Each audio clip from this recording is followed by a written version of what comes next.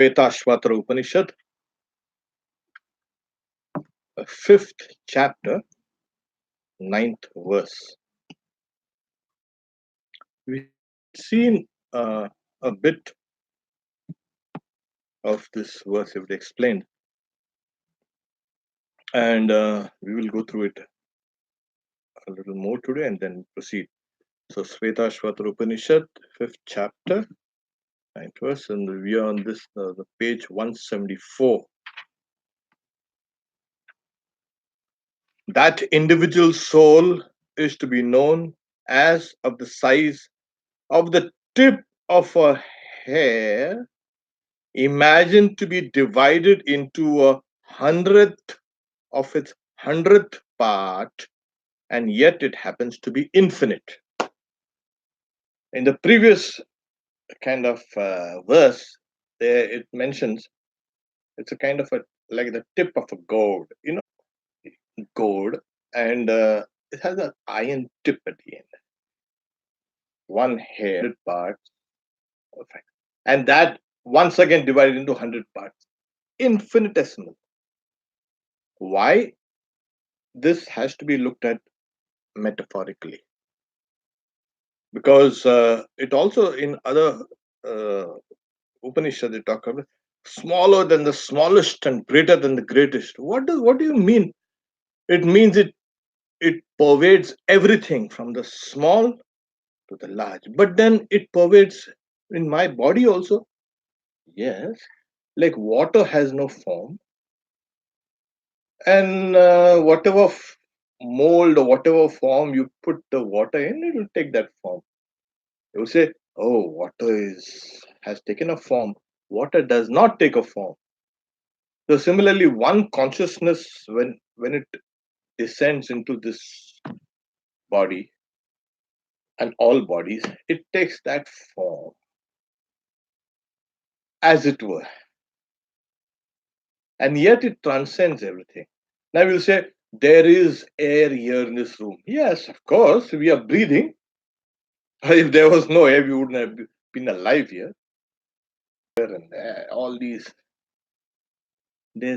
So similarly, the and there's space inside and there's space outside. Now, when you have to meditate on that, suppose you have to meditate on that space, where exactly are you going to meditate on it? So they give you a few symbols. Use the symbol, and then you keep on understanding what the real space is like. So you have to keep that reality pinned down to some part of your consciousness. Oh, it's here, it's of this size, and now I have to keep on meditating. As you keep on meditating, it's like what we say, as you keep climbing the mountain, whatever baggage that you've carried, you've got to discard it, keep it down. Come back on the way down, you'll pick it up. You can't. The more you lighten yourself, the better you. So what about all this gear? You take only what is necessary for survival. Nothing else. You're not going there to. You're not going to have a concepts, your own concepts about the reality. They're all gone. You have to throw them out. You'll find all of them all nonsense. But they were helps. You cannot say that they were not helps on the way. They were helps. So you'll look at, okay, fine. I was studying in kindergarten. Was that necessary? When you were small, when you were little, it was necessary for you. Now you are a professor in some big university. You don't need a kindergarten, but your child will need a kindergarten in order so we can meditate on that. Sri Ramakrishna says you get one type of knowledge reading. You get slightly different knowledge just listening to that same thing. And as you meditate on, knowledge is different. So that's why this individual soul is too. And why it is the commentator saying body and this mind extracted. And was giving this discourse, and Swami Adbhutananda, he was thrilled. He tells his attendant the body like this carefully. How? Through meditation. Latu Maharaj, that is Swami Adbhutananda, couldn't stop the whole night. After every 5 or 10 minutes, is coming to his attendant. That Pandit was right. You know, and he goes back, and then returns again after 10 minutes. That Pandit was actually right. So similarly, this we will see that yes, the individual soul, because that's the context. This is the topic. Speaking about the individual soul, is like that, smaller than the smallest and greater than the greatest. That's why he's saying, and yet it happens to be infinite. That's what it is. So, what is that? Is it the smallest of the small or infinite? That infinite is appearing as the smallest of the small. Why? So that we can understand it. We can meditate on it. Yes. Otherwise, you see, Vedanta is always speaking about a known God. Oh, you see, Vedanta, it does not. Where is this God? There's no God here. And then how do we realize God? I don't know. You do whatever you want to. That's no. It is supposed to guide people towards that realization. I don't know. Can this symbol be used? No, don't use it. No. The sages say use symbols and proceed. And as you keep on proceeding, you will find, yes, you will have to discard all those symbols and all those helps that you, and then you realize that. So this is the same thing as saying, Balagrasta shatabhagasya shatada kalpitasya cha bhago jiva savikneya sacha anantyaya kalpate. So that has to be known. That individual soul has to be known as of the size of the tip, smallest of the smallest of the. You go. It's like you telescope your attention smaller and smaller and smaller. Yesterday, I think if you remember, I was talking about, as you keep on telescoping your attention or your mind, your concentration, the more you focus on a kind of a point, just a pinpoint, the more the mind expands. What happens? The knowledge expands.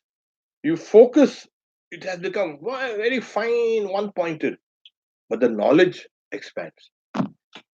So, this is what actually it is.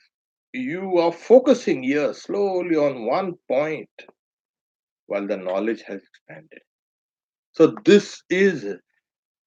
is infinite. Yeah, where exactly it is?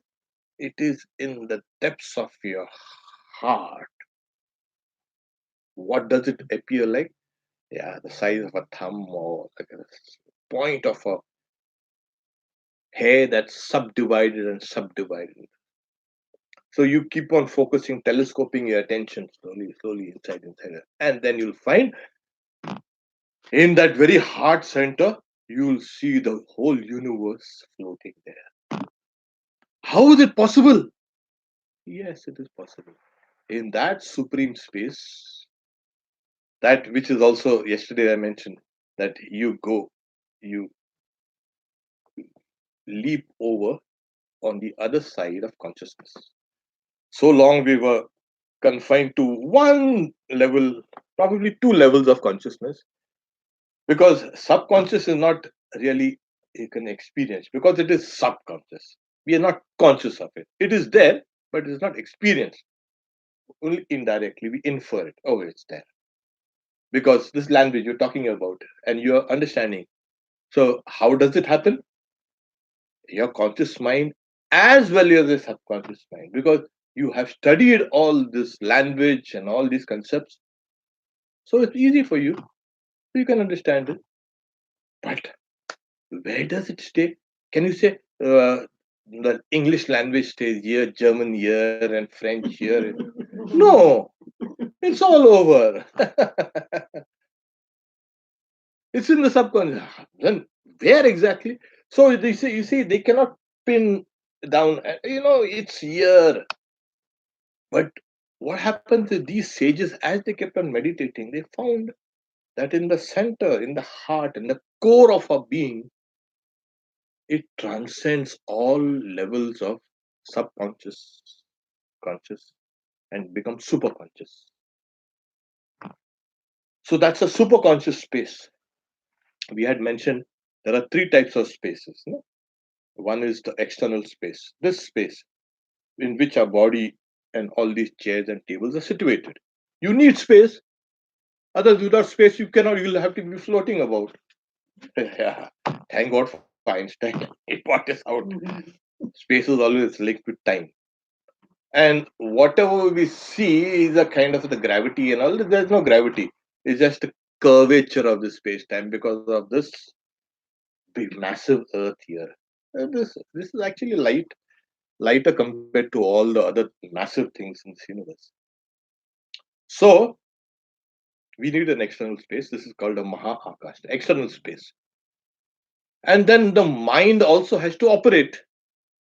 Now, how does it operate? It has to operate in space and time. Oh, really? Yes. Others it cannot operate. Then, which is that space? It is called the mind space. The external space, there's the mind to exist also has to exist in space and time. It's called a mind space. Chitta Akash. Okay. Akash is space. Chitta is mind stuff. And then this knowledge that comes to us, it flashes knowledge of the self. Where does it occur? It's in the knowledge space. Chid Akash. That's a fantastic. Where is this Chidakash? Where is this supreme space or knowledge space? It's in the cave of your heart. Here, what it means to say is it's in the very depths of your being. That space is there. You need to plunge in, plunge in, plunge in, plunge in. Shri Ramakrishna was one time telling Swami Vivekananda, you see, suppose you have a kind of a cup full of, you can say, a sweet liquid, and you are a fly. Saying, how do you uh, suck that? Oh, I'll sit on the rim of the cup and then I'll saying, why don't you jump inside? Oh, if I get jump, I'll die. I'll get stuck. I'll die. But no, but this is a cup of immortality. You won't die. You'll become immortal. Yeah. So why don't we plunge into this Chidakash, this knowledge space? Oh my, this I've got this to do. I've got that to do. I've got that to take care of. This. We keep on delaying our takeoff. And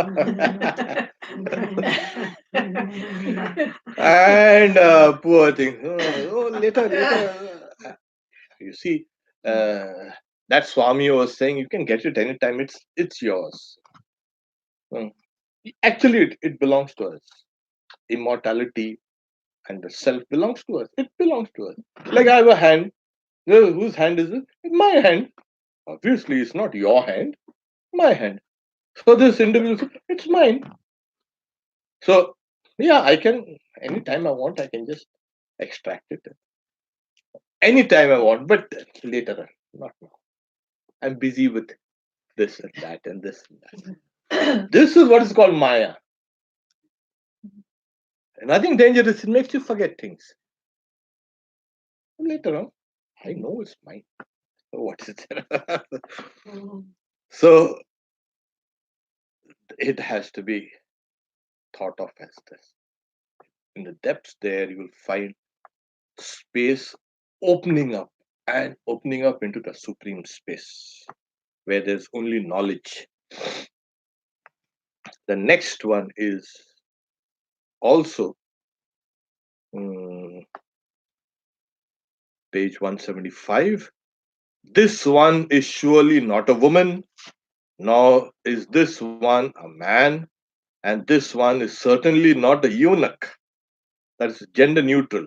It is protected by those very bodies, whichever it takes up here. It's showing it is beyond genders, number one. And secondly, what this is saying, it takes the refuge of these bodies, takes various bodies. Now, from the lowest to the highest, suppose I want to paint, okay? I cannot paint with a paw. I need to have fingers. I cannot be a donkey and paint. I need to hold a paintbrush. So what do? I take a human body. I can hold that paintbrush. I cannot use it with a.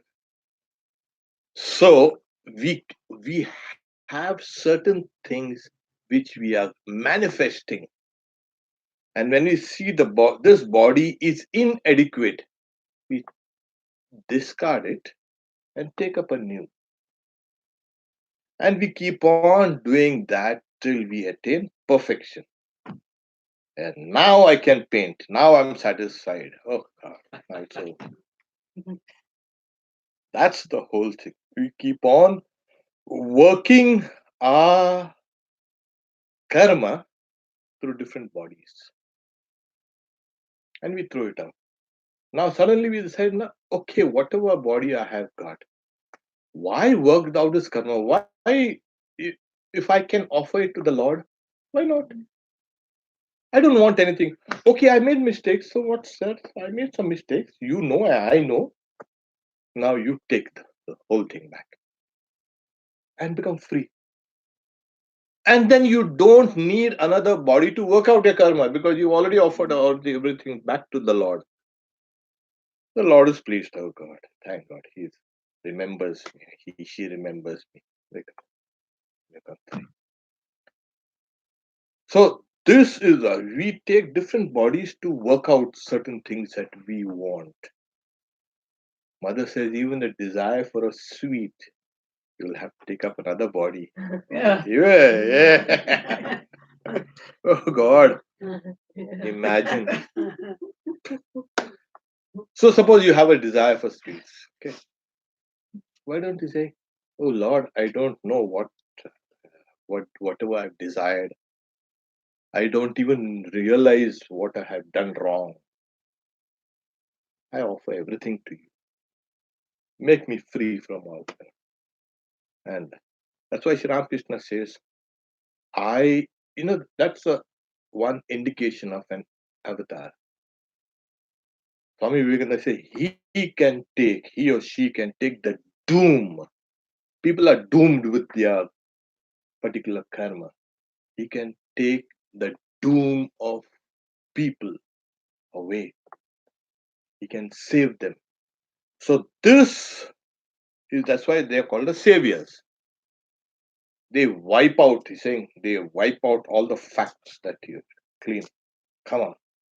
That's why he's saying, Sri Ramakrishna himself said, I am a Kapala Mochan. There is something called, you read your forehead and you can tell the future. Like there are some people who read the palms and some people who read the soles of your feet, so many things. Kapala is like in the very old days, they used to read the forehead and predict the person's future. Yeah. So I knew a friend. He had stopped, but then only when he was slightly tipsy, he would start. So one day we made him a little tipsy and kept him, made him sit down near a kind of a busy sidewalk, and he kept on telling everything. See this girl there? She's like this that, and then see that guy there? He's like this, like that. Hey, of course we did not go and catch those people and confirm. Oh, hey, are you? But it was wonderful to see how he is explaining things just looking at person's foreheads. And that's why Sri Krishna says, I am the Kapala Mochan. That is, I wipe out all whatever was destined for you. I wipe it out. But then I need to go to Sri Krishna and then get it wiped out. So if I go, he'll wipe it out for me. Simple as that. I don't need to generate any more bodies to work out whatever I thought was important for me. No, I don't need it. So I thought a BMW would be good, but no, I don't need it now. A BMW or like a Ford is kind of the same thing. Why should I bother? I got a Ford. It's fine with me. So as we mature in knowledge, all these desires become hollow. So what do I do? Do I stop saying no? You keep on living, keep on expanding your knowledge about yourself, and as you keep on expanding your knowledge of yourself, the knowledge of God also expands, and knowledge of the world also. So there will come on that maturity. They say, oh, foolishly, I thought this was important. Now it's not important anymore. And that will free you. That's why you say knowledge frees you. Yes, nothing else. It is your own knowledge. Oh, what stupid things I did. I didn't have to bother. Don't berate yourself. No, you should not. Yeah. So what is that? Now I understand things clearly. These things are not essential. They are superfluous to me. And you're breaking those bonds.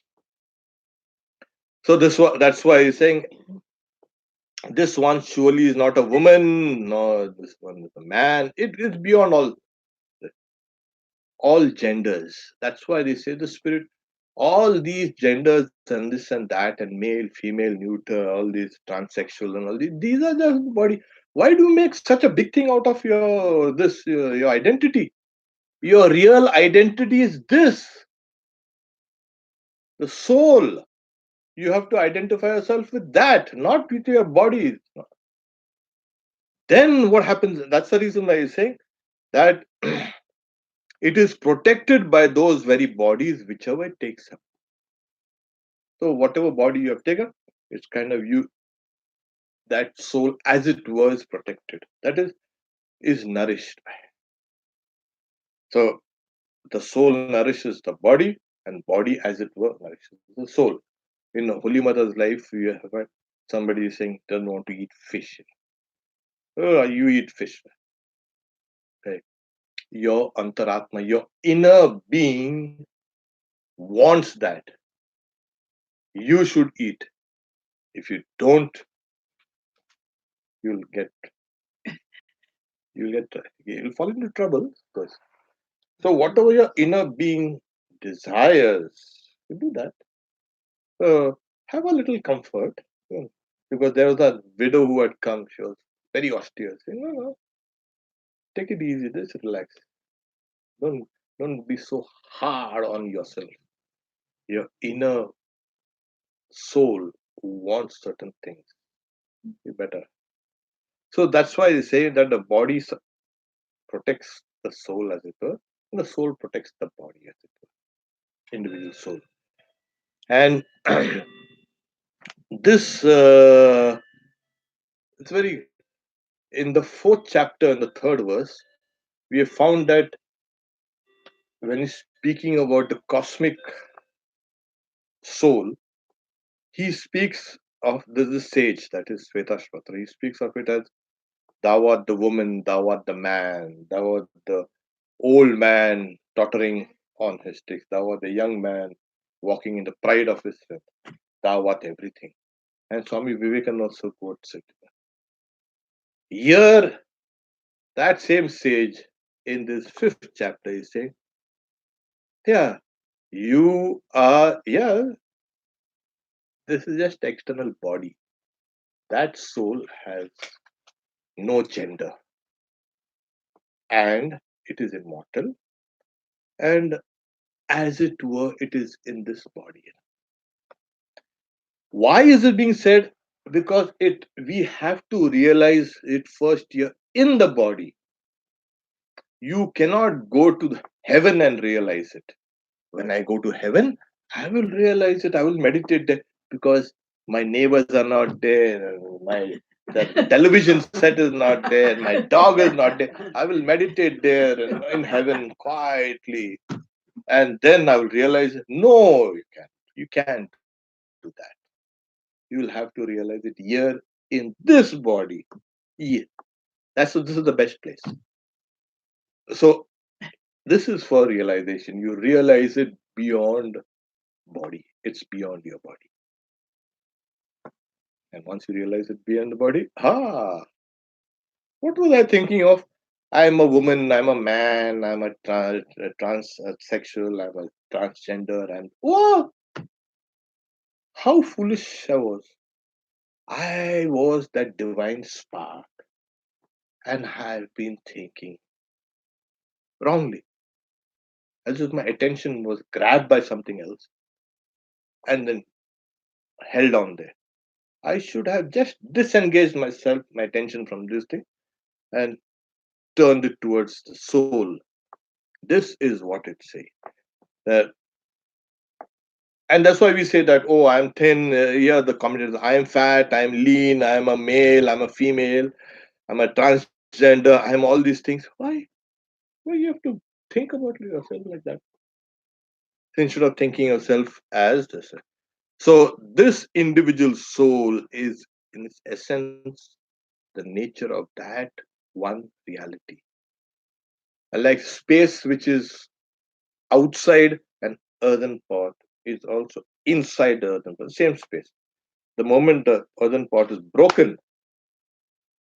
this space is not destroyed. It merges in the higher space, all pervading space.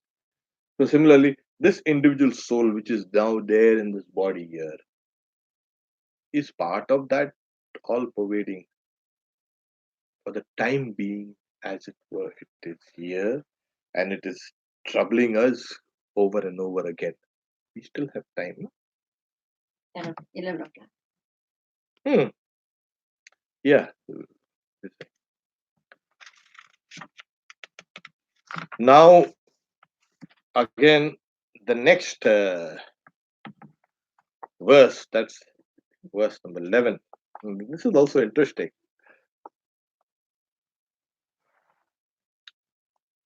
We're talking about the 5th chapter, 11th verse. Just as by the pouring in of food and drink, that is eating and drinking, comes about the growth of the body, so the embodied one succession, assumes in succession different forms in different places in accordance with actions through thought, touch, vision, and delusion. Now here it is. He's talking about a transmigration of souls. It was an old concept amongst the Greeks, even amongst the Romans, and amongst the Neo-Platonists, and it was very common in the Middle East. We had uh, these Platonists, and then we have this Manichaeans. It's called Manichaeans. The different sects, they believed that uh, this how the body from one place goes to another place. Okay, the one is like, a leech gets into the stalk of the grass, goes to the very tip of it. Yeah, and then because of the weight of that leech, it bends the grass, the stalk of grass bends. It holds on to the next stalk of grass and releases this one and sticks there. Or the monkey, it swings from one tree to another. It cannot hold on to both the trees or both the branches of the tree. So it has to hold one, release this one, and thus it keeps on going. So this verse talks about what impels the soul to transmigrate from body to body. It is, he's saying, actions, whatever we have done, thought, whatever we have thought about, whatever things we have touched in the sense, whatever the senses they go out and touch all these things, and they bring back knowledge, vision, whatever we have seen, and the very fact that, oh, I am so great, and these people don't realize how great I am. Oh, I'm so small, maybe. Uh, oh, I'm so and so. These are we call them delusional. From the standpoint of Vedanta, everything is delusional because you're thinking of self as embodied person. So, as a result, what happens is you feel hunger, you feel thirst, you feel sleepy. You need to do this and that, and this whole thing is a kind of fabric of, you can say, a trap rather. The trap. We are trapped in this. Through what are the means? These are the means. So just as we eat, so we have got a body and we need to eat and you drink water. Of course, you got to maintain this body because otherwise the body will die. Somehow you're afraid of death, and we need to keep it healthy. That is, and the body taken care of grows. Now, as it keeps on growing, this is say this embodied one, when it is saying, okay, uh, I've finished off all the experiences, whatever I have wanted in this body, so I need another one. Hmm. Not a dinosaur. Maybe all of humankind has finished off with all dinosaurus experiences. They become extinct and all that. So we are going to higher and higher levels of experience. They say that the soul has to experience everything from the lowest to the very highest and then give it up. If you don't, because it has to experience. Suppose you don't want to experience it. No, that one too. You have to experience. You have to go through the experiences. You have to go through the knowledge. What you can do is compress time. How do you compress time? Oh, yes. Suppose I concentrate, I compress time. What used to take me 2 hours to read, I can do it in 10 minutes. Oh, so when I compress time, I compress space also. Yeah, obviously, because both are linked. When you are concentrating, you do not know whether you are sitting here or you're sitting at home or anywhere. Fully concentrated. Oh, it's 11 o'clock. That's what happens.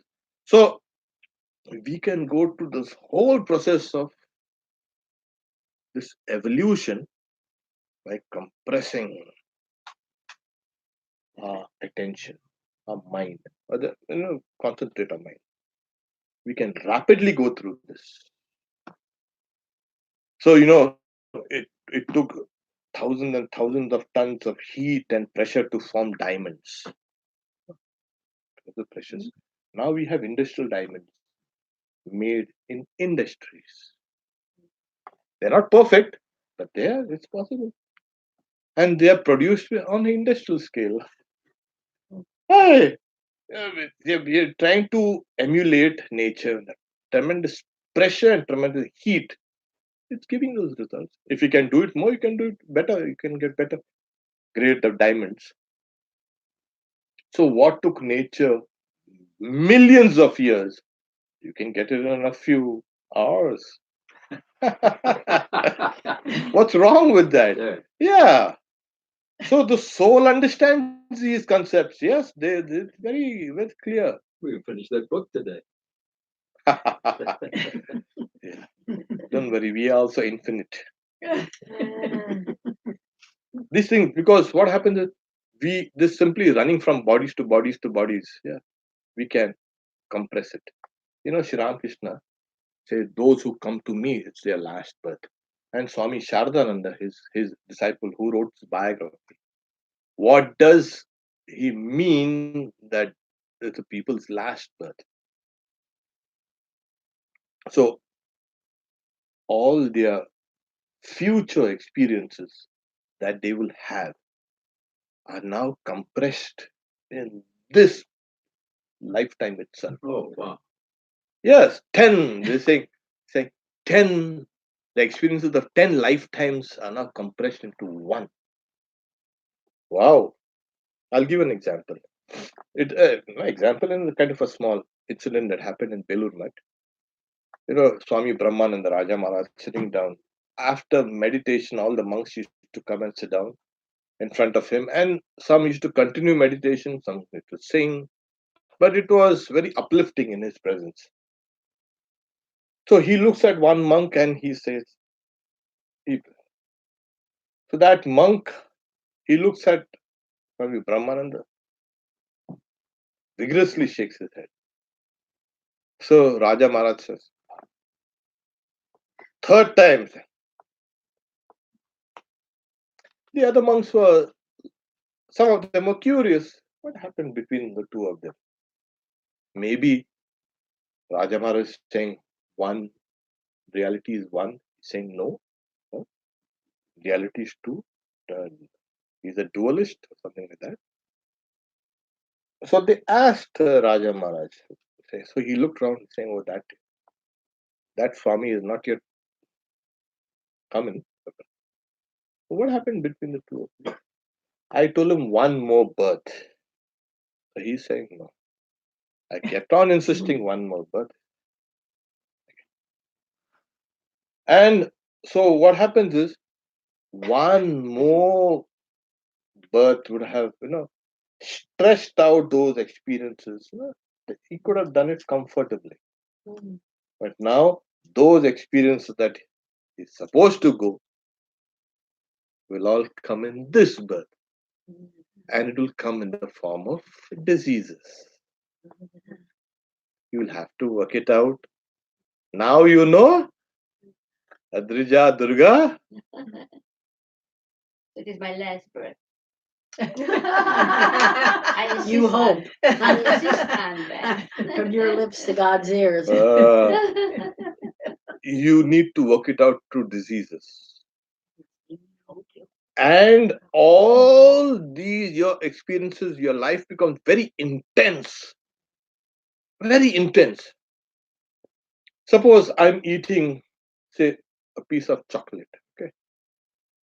Generally, what is it? Just take and I'm distracted, and now I won't be distracted. When I pull that chocolate in my mouth, I throw the chocolate in my mouth, I will taste it exactly the way it is, and I will relish every moment. I'm going to enhance my experience. All my experiences get enhanced. Yes, life becomes very intense. Generally, what happens is we find 80% of what we do in the day is useless. 20%, 15 or 20% is really valuable. It's really good. It's really, fruitful. When these things happen, you'll find the whole day's experience, 100% experiences are intense. Yes, it happens like that. There is now no taking it easy. You are very intense in everything you do. You become sharp, you become focused, you become loving, you become compassionate, you become everything. These are the indications. Yeah, this person is at, towards the end of a long series of births and deaths, births and deaths. It's like the river is now disgorging its contents in the ocean, and there's kind of a turbulence. You can see the turbulence. Yeah. So this, whatever, through actions, to thought, or to vision, or to delusion, these are the reasons for taking an additional body. Once you eliminate this, you don't need an additional body. So here you say, Sankalpa actually is saying thought. You think about, I want to design this building. And how do I design? First, I design it in my mind. Then I bring it out onto paper. And then I bring it out in materials. So, Sankalpa, that everything starts with that seed, the thought. So, suppose I break that Sankalpa. As a scripture says, Na tva Sankalpa isha. I will not anymore imagine. I will not anymore think. So, I will cut you down by the roots. So, here he's saying sparsha. Sparsha is touch. You know, the human body and human mind is such, no? It it thrives on touch.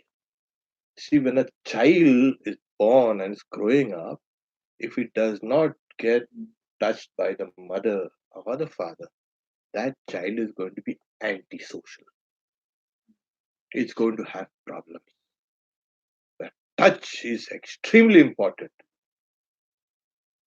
You might not do, you might say something or do something, but that touch is important. And it is found those criminals, there are many criminals, antisocial. They have not been touched when they were children. Oh yes. Oh, yeah. So this is touch. And then vision. What do we see? So what we see is what we work out. That's why these guys know, they display their wares in such a way in the windows. You look at it, you may not buy it outright, but that thing has stuck.